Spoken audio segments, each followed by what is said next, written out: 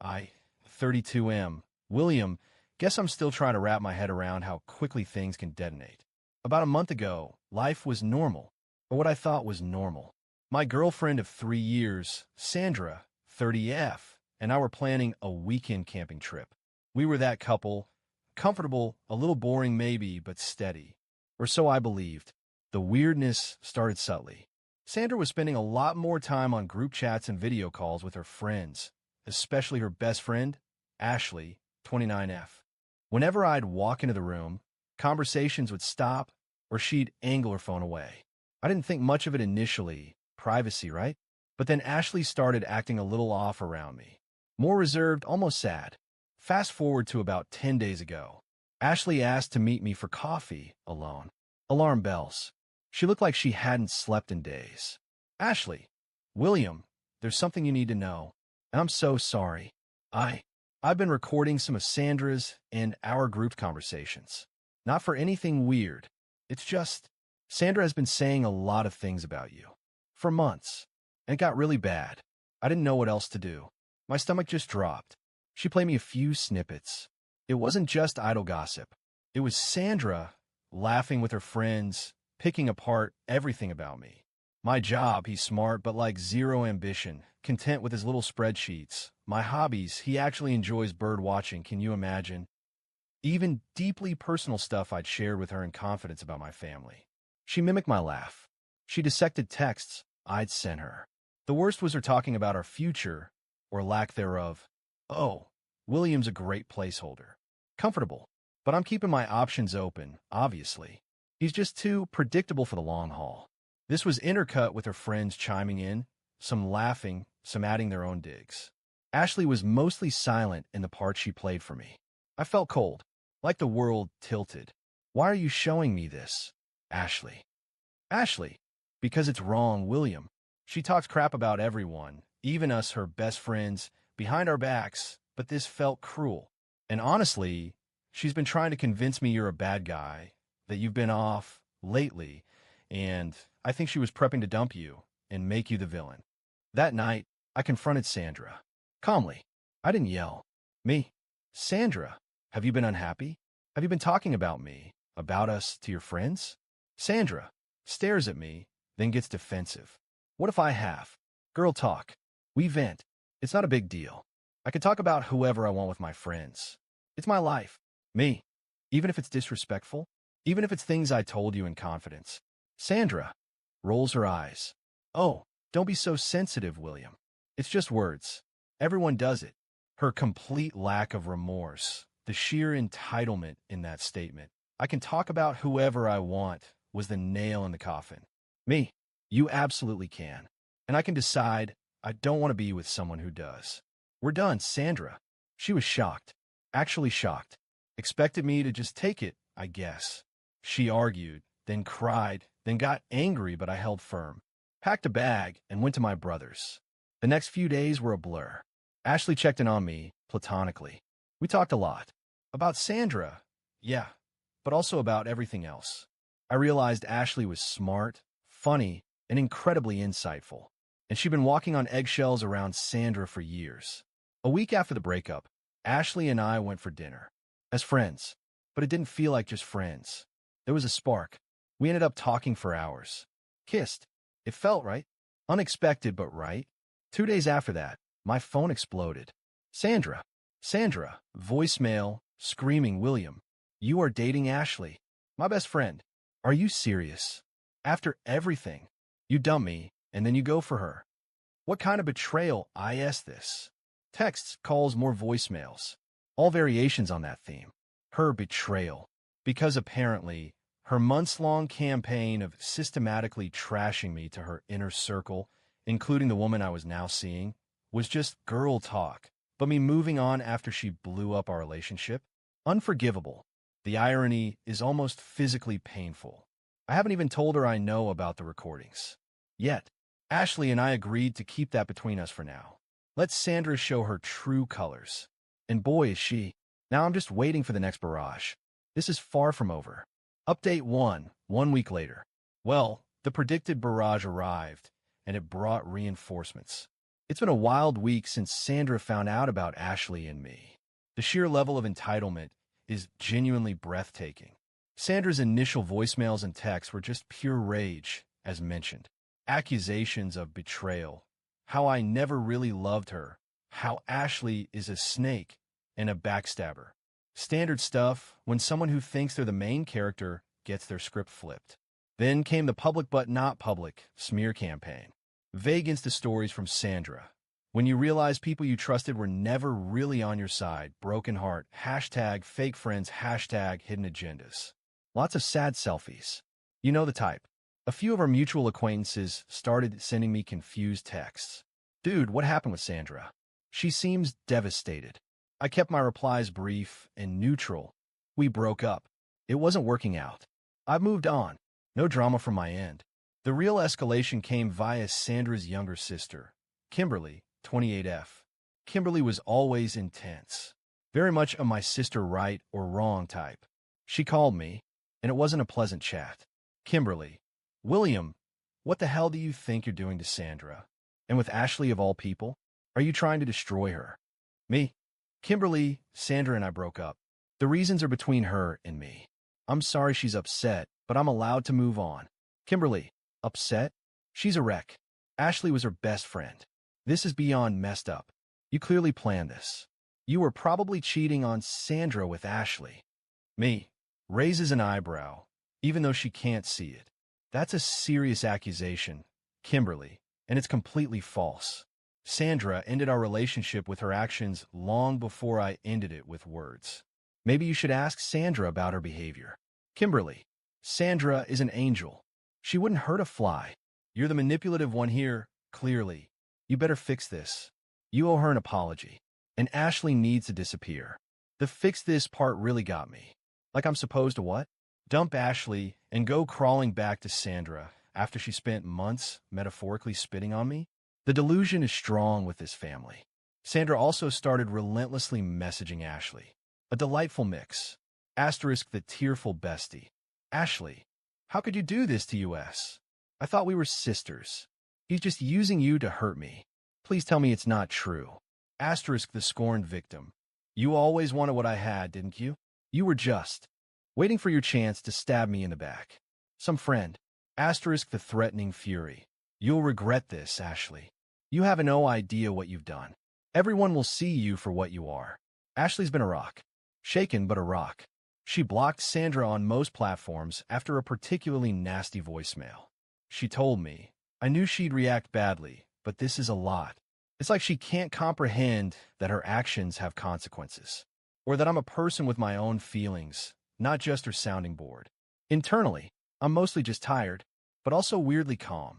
Every outburst from Sandra or Kimberly just reconfirms I made the right decision. The hurt from the initial discovery is still there, a dull ache, but it's being overshadowed by this bizarre drama. Ashley and I talked about the recordings again. We're still holding on to them. It feels like a nuclear option, but Sandra and Kimberly are escalating. They're trying to paint me as the bad guy and Ashley as a homewrecker to anyone who will listen. A few of Sandra's closer friends have definitely iced Ashley out. Sandra's version of events is clearly making the rounds. William, the heartless cad, dumped poor, devoted Sandra, and immediately shacked up with her treacherous best friend. The most recent development?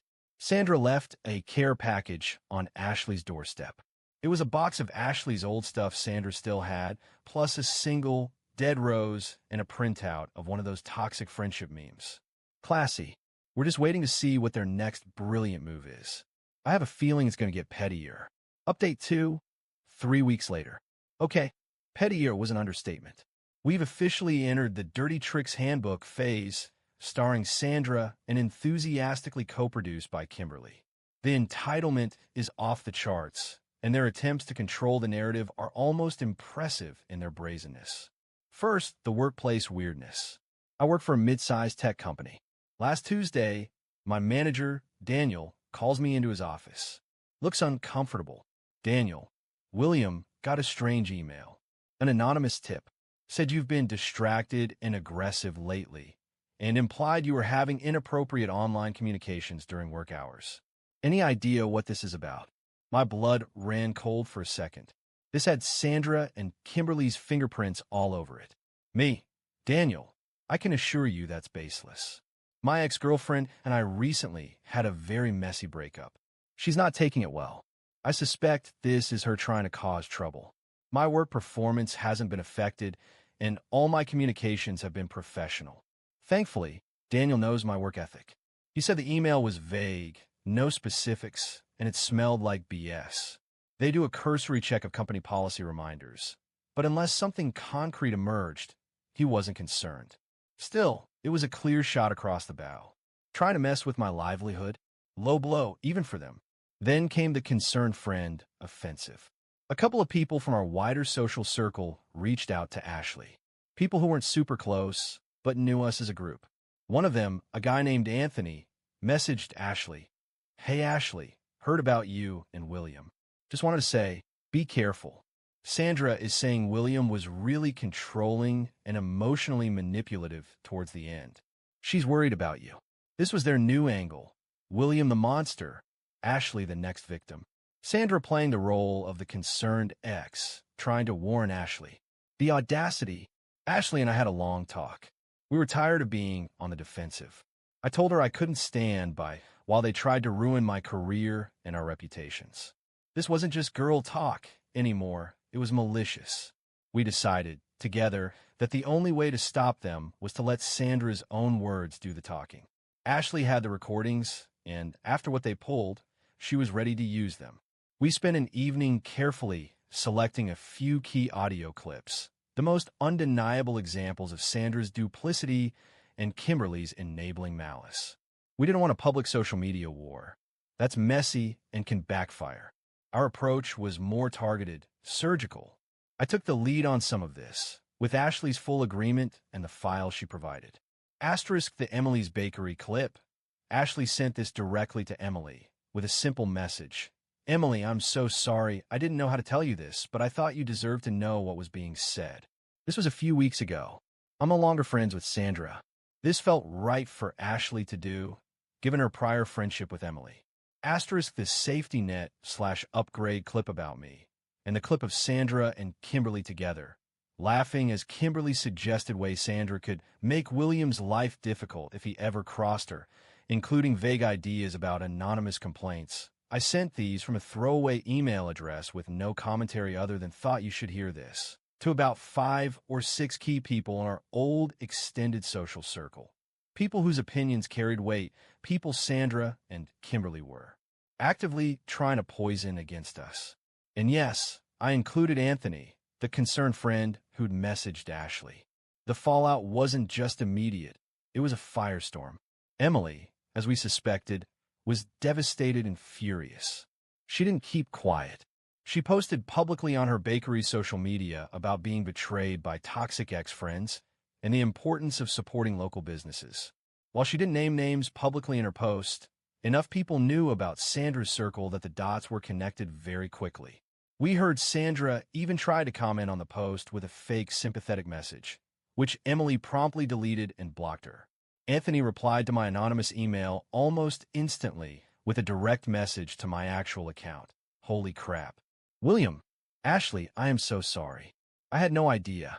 Sandra completely twisted everything. Just forwarded your email, blind copied you. To a few others she's been feeding lines to. You guys don't deserve this." He became an unexpected ally in correcting the narrative. Within 48 hours, it felt like everyone in our old circle had heard about the clips. Sandra's carefully crafted victim narrative imploded spectacularly. People weren't just asking them awkward questions. They were openly calling them out. We heard through multiple sources about a disastrous group chat that Sandra and Kimberly were in. Apparently, several old friends confronted them directly with lines from the recordings. Sandra reportedly doubled down, accused everyone of ganging up on her, claimed Ashley was a psycho stalker who manufactured those recordings, and then Kimberly jumped in, firing off insults and threats. The result? Many people exited that chat and blocked them both on the spot. Several planned social events they were meant to attend were suddenly postponed, or they found themselves quietly uninvited. The speed of their social isolation was brutal. Sandra and Kimberly's response to this widespread shunning? Predictably, they went into full meltdown mode. Sandra's tearful video on her private story became even more unhinged. She was now accusing not just Ashley of masterminding her downfall with doctored tapes, but also accusing me of orchestrating a vindictive hate campaign.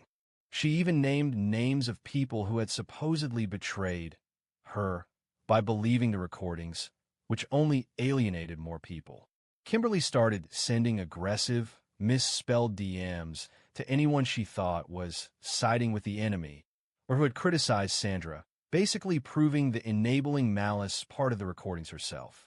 It was a spectacular series of own goals.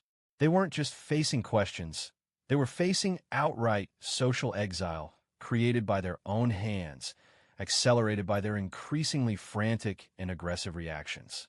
The entitlement is still there, but it's now laced with pure panic. They genuinely believed they could control everything and everyone. They didn't count on clear, undeniable proof of their own behavior, turning their world upside down so quickly. It's a dumpster fire, all right, and they're holding the matches and the gasoline. Final update, 6 months later. It's been about 7 months since D-Day, Discovery Day, as Ashley and I now call it. Life has settled into a new, much quieter, and genuinely happier normal. The drama with Sandra and Kimberly fizzled out, not with a bang, but more like a leaky tire gradually deflating after being spectacularly punctured.